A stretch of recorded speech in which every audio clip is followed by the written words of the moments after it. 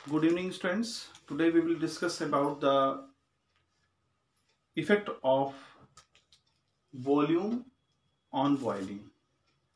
Volume का boiling पर क्या फर्क पड़ता है? तो बॉइलिंग जब होती है तो वॉल्यूम जो है इंक्रीज करता है। जैसे मान लीजिए आइस है, ठीक है। आइस हमारी जब स्टीम में बदलती है तो मान लीजिए 1 सेंटीमीटर क्यूब आपका वॉल्यूम है आइस का। पहले आपका आइस का वॉल्यूम 1 सेंटीमीटर क्यूब है। जब इसको आप बॉयल करेंगे, जब ये स्टीम में चेंज होगी तो ये लगभग जो है 1760 सेंटीमीटर क्यूब इसका वॉल्यूम इंक्रीज कर जाएगा। तो ये चीज देखी गई कि जैसे ही हम आइस को इसको बॉयल करते हैं, यहाँ वाटर की बात, आइस नहीं वाटर है। जब वाटर को हम बॉयल करते हैं, जब वो स्टीम में चेंज होती है, वेपोराइज होती है, तो उसका वॉल्यूम जो है इंक्रीज करता है। तो नंबर एक बात यहाँ पर ये है कि इफेक्ट जो पड़ता है वॉल्यूम पर वो बढ़ जाता है, यानी वॉल्यूम बॉइलिंग पर वॉल्यूम बढ़ता है। ये तो हो गई एक बात। दूसरी बात यहाँ पर आती है इफेक्ट ऑफ प्रेशर। प्रेशर बढ़ाने घटाने से बॉइलिंग का क्या प्रभाव पड़ता है? तो जब हम प्रेशर बढ़ाएंगे तो बॉइलिंग पॉइंट हमारा बढ़ता है और प्रेशर घटाने से बॉइलिंग पॉइंट घटता है। इसका सबसे बेस्ट एग्जांपल है कुकर, प्रेशर कुकर। अब देखिए प्रेशर कुकर में क्या होता है। प्रेशर कुकर में आपने लगा रखा है ढक्कन, यानी लिड लगा रखा है, और यहां पर जब लिड आपने लगा रखा है, जब आप इसको हीट करोगे तो क्या होगा, जो इसके अंदर खाना है, फूड है, वो जो ये फूड है उसके अंदर गैस बनेगी, यानी वेपर बनेगा। और वेपर जब बनेगा तो वेपर के अंदर एक्स्ट्रा एनर्जी होती है। उस वेपर की वजह से, यानी उस स्टीम की वजह से, आप कह सकते हैं उस स्टीम की वजह से आपका खाना जो है, जो 100 डिग्री सेंटीग्रेड में बॉयल होना चाहिए, वो 120 डिग्री सेंटीग्रेड या 130 डिग्री सेंटीग्रेड पे बॉयल होता है। यानी उसके अंदर जो आपका फूड कंटेंट है और जो वाटर है, वो वाटर अब बॉयल होगा आपका लगभग 120 डिग्री सेंटीग्रेड पर कुकर के अंदर, क्योंकि बॉइलिंग पॉइंट बढ़ जाता है। तो बॉइलिंग पॉइंट बढ़ने से क्या होता है, वो जो पानी है आपका वो 120 डिग्री सेंटीग्रेड पर बॉयल होता है। उससे क्या हुआ आपका, जब 120 डिग्री सेंटीग्रेड पर बॉयल होगा तो उससे आपको एनर्जी ज्यादा मिलेगी, और जब एनर्जी ज्यादा मिलेगी तो कम समय में आपका खाना जो है वो ज्यादा एनर्जी लेकर के पक जाएगा, यानी वो फूड आपका बहुत जल्दी इंस्टेंट जो है पक जाएगा। इसीलिए क्योंकि बॉइलिंग पॉइंट हमारा इंक्रीज कर जाता है। ये तो हो गई प्रेशर कुकर की बात, कि इसका एग्जांपल यही है प्रेशर कुकर। दूसरा आता है डिक्रीज। जब हम पहाड़ों पे जाते हैं, माउंटेन्स पे जाते हैं, ऑल्टीट्यूड्स पे जाते हैं, तो वहां पर चूंकि प्रेशर होता है कम, एटमॉस्फेरिक प्रेशर कम हो जाता है, और एटमॉस्फेरिक प्रेशर जब कम हो जाता है तो वहां पर जब आप खाना बनाएंगे, आप कोई चीज बनाएंगे वहां पर, तो वहां पर बॉइलिंग पॉइंट जो है, वो बॉइलिंग पॉइंट आपका डिक्रीज हो जाएगा। जो चीज आपकी प्लेन पर 100 डिग्री सेंटीग्रेड पे पानी जो है बॉयल होता था, वो 100 डिग्री सेंटीग्रेड पे नहीं बॉयल होगा, वो 70 या 60 पे या 80 पे बॉयल हो जाएगा। जैसे ही 80 डिग्री सेंटीग्रेड पे बॉयल होगा तो आपका खाना जो उसके अंदर है, जो फूड के कंटेंट हैं उस पानी के अंदर, उसको एनर्जी मिलेगी कम।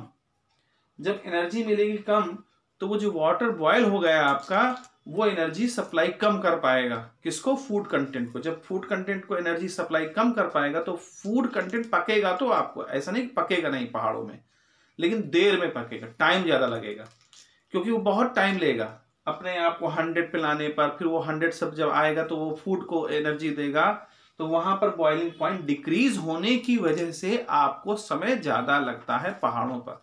ऐसा नहीं कि खाना नहीं पकेगा, खाना पकेगा, लेकिन प्रेशर कुकर के अपेक्षा आपका देर में पकेगा, क्योंकि प्रेशर कुकर में स्टीम रहती है, स्टीम जो है ज्यादा हीट कर देती है खाने को और बॉइलिंग पॉइंट बढ़ा देती है।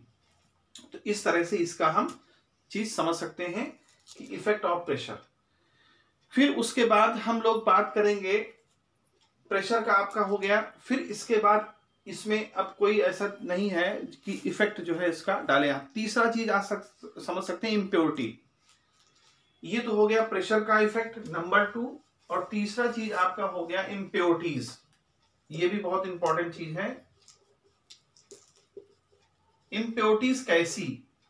मान लीजिए आपने यहां पर पहाड़ों की बात छोड़ दीजिए और माउंटेन की बात छोड़ दीजिए, कुकर की बात छोड़ दीजिए। सबसे पहले चीज आप देखिए, अगर आपके वेसल में आपने दाल रखी है, पल्स रखी है पकने के लिए, उसको आपने गैस पे रखा हुआ है, तो अक्सर जो है आप देखेंगे कि गैस में रखी हुई दाल जो बर्तन में रखी है उसमें नमक डाल दिया जाता है। नमक क्यों डाला जाता है? उसका भी रीजन है, क्योंकि नमक डालने का मतलब इम्प्योरिटी बढ़ाना होता है। आपने इम्प्योरिटी बढ़ा दी उसमें। जब इम्प्योरिटी आप बढ़ा देते हैं तो उसका बॉइलिंग पॉइंट बढ़ जाता है। ये ध्यान रखें, जब इम्प्योरिटी हम इंक्रीज करते हैं तो बॉइलिंग पॉइंट आपका इंक्रीज कर जाता है। तो वही बात हो गई कुकर वाली बात कि जब बॉइलिंग पॉइंट इंक्रीज करेगा इम्प्योरिटी बढ़ाने से, तो जब जो चीज आपको 100 डिग्री सेंटीग्रेड पे वाटर इसके अंदर था, जो 100 डिग्री सेंटीग्रेड पे बॉयल होता था, वो 100 से कुछ ज्यादा डिग्री सेंटीग्रेड पे बॉयल होगा। तो इससे फायदा क्या होगा? इससे फायदा ये होगा कि आपको एनर्जी जो है ज्यादा लेनी पड़ेगी। जब एनर्जी ज्यादा लेनी पड़ेगी तो आपकी जो दाल है वो आपकी पक जाएगी अच्छे से। तो इसलिए क्योंकि आपने इम्प्योरिटी मिला दी, सॉल्ट मिला दिया है, तो salt as work as a impurity and it increases the boiling point of the content. तो that is the effect by which we can understand all the things and examples are given. Then इसके बाद हम लोग बात करेंगे आपका melting, sorry latent heat. ये तो आपका हो गया इफेक्ट। जो लास्ट टाइम मैंने वीडियो बनाया था उसमें इफेक्ट नहीं बताए थे बॉइलिंग पे, तो उसमें इफेक्ट आपके ही आ गए। अब नेक्स्ट जो आता है आपका वो आता है मेल्टिंग। तो मेल्टिंग समझिए, सॉरी मेल्टिंग कह रहा हूं मैं, लेटेंट हीट। तो यहां पर लेटेंट हीट को हम समझेंगे। लेटेंट हीट एक प्रकार की हीट ही है, उसमें कोई चेंज नहीं है, बट वो हीट है जब हम किसी सब्सटेंस का फेस चेंज करते हैं। जैसे हम बात करते हैं लेटेंट हीट। लेटेंट हीट क्या होता है? तो लेटेंट हीट एक वो हीट है जिसका नाम हम लेटेंट हीट देते हैं जब वो सॉलिड से किसी चीज को लिक्विड में चेंज करता है या फिर लिक्विड को वेपर में चेंज करता है। तो जब सॉलिड को लिक्विड में चेंज करेगा या लिक्विड को वेपर में चेंज करेगा तो वो क्या करेगा? एनर्जी लेगा, जाहिर सी बात एनर्जी लेगा। तो ऐसे समय में जो एनर्जी वो लेता है, और एक बात यहां ध्यान रहे, टेम्परेचर ना चेंज हो। Temperature does not change. जब वो फेस चेंज कर रहा हो, सॉलिड से लिक्विड में आ रहा हो, टेम्परेचर में चेंज ना आए, तो ऐसे समय जो एनर्जी हम किसी भी सब्सटेंस को देते हैं वो सब्सटेंस की एनर्जी को हम लेटेंट हीट कहते हैं। और लेटेंट हीट को किससे लिखते हैं? एल से लिखते हैं। तो फिर से यहां समझे, latent heat is the heat when we change the phase या when we change solid to liquid और liquid to gas without changing in temperature, that is called latent heat. अब जब सॉलिड से लिक्विड में चेंज करेंगे, अच्छा अब सवाल कभी कभी ये उठता है कि जब हम सॉलिड को लिक्विड, सॉलिड आप समझ लीजिए आइस, आइस हो गई हमारी सॉलिड, और इसको हमने चेंज कर दिया वाटर में, वाटर हमारा क्या हो गया? लिक्विड। अब 0 डिग्री सेंटीग्रेड वाली आइस को हमने एनर्जी देना स्टार्ट कर दिया। 0 डिग्री सेंटीग्रेड आइस वाले सब्सटेंस को हमने एनर्जी देना स्टार्ट कर दिया। अब जैसे ही आप एनर्जी दोगे तो क्या होगा? पहले ये जो सॉलिड है वो लिक्विड में बदलेगा, लेकिन टेम्परेचर नहीं बदलेगा। तो ये 0 डिग्री सेंटीग्रेड वाटर में आ जाएगा। अब ऐसा क्यों होता है? क्योंकि देखिए, जो आपने एनर्जी दी वो उसने टेम्परेचर को नहीं इंक्रीज किया। क्यों नहीं इंक्रीज किया? इसका रीजन समझिए। सॉलिड में जो मॉलिक्यूल्स होते हैं वो बहुत नजदीक नजदीक होते हैं, बहुत पास होते हैं। जो एटम के मॉलिक्यूल, जो एटम्स होते हैं, जो मॉलिक्यूल्स होते हैं सॉलिड के, आइस के मॉलिक्यूल्स बहुत नजदीक होते हैं। जब आप इसको हीट सप्लाई करते हो तो वो जो है वो मॉलिक्यूल दूर दूर होने लगते हैं। तो आखिर दूर दूर होने का मतलब यह है कि वो पहले एक फोर्स की वजह से बंधे हुए थे, जब आपने हीट दी तो वो दूर हो गए। तो जो ये दूर हो गए उसी में हम एनर्जी वेस्ट कर देते हैं उसको दूर करने के लिए। तो मॉलिक्यूल्स का स्पेस बढ़ाने के लिए हम एनर्जी सप्लाई करते हैं, और उस वक्त सारी एनर्जी केवल स्पेस को बढ़ाने में खर्च होती है, टेम्परेचर बढ़ाने में खर्च नहीं होती। हाँ, जब एक बार ये वाटर बन गया उसके बाद आप हीट देना अगर कंटिन्यू करते हैं तो फिर उसका टेम्परेचर राइज करेगा, लेकिन यहां से यहां तक जाने में उसको कोई भी टेम्परेचर की बढ़ने की जरूरत नहीं होती। ऐसे पोजीशन में हम लेटेंट हीट को नाम देते हैं latent heat of fusion. Latent heat of fusion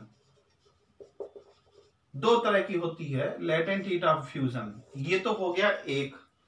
अब आते हैं लिक्विड के बारे में। जब हम इसको लिक्विड को, यानी कि जब आपने 100 डिग्री सेंटीग्रेड वाटर है, मान लीजिए ये 100 डिग्री सेंटीग्रेड पे वाटर है, और जब आप इसको हीट करोगे और हीट करोगे तो ये क्या हो जाएगा, 100 डिग्री सेंटीग्रेड स्टीम में चेंज हो जाएगा। तो यहां पर क्या देखिए, टेम्परेचर वही है, आपका क्या बढ़ रहा है, केवल इसका एक फॉर्म चेंज हो रहा है, फेस चेंज हो रहा है। तो वाटर यानी लिक्विड से ये बन रहा है आपका वेपर।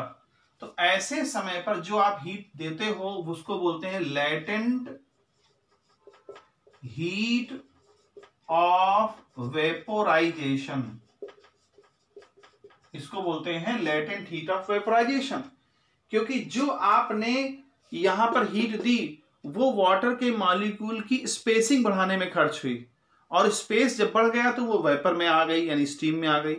फिर अगर आप हीट देते रहोगे तब उसका टेम्परेचर बदलेगा, लेकिन यहां पर टेम्परेचर नहीं बदलेगा। तो जब टेम्परेचर नहीं बदलता है और जब आप हीट सप्लाई करते हो तो उस वक्त जो आप हीट सप्लाई करते हो उसका नाम हम दे देते हैं लेटेंट हीट ऑफ वेपोराइजेशन।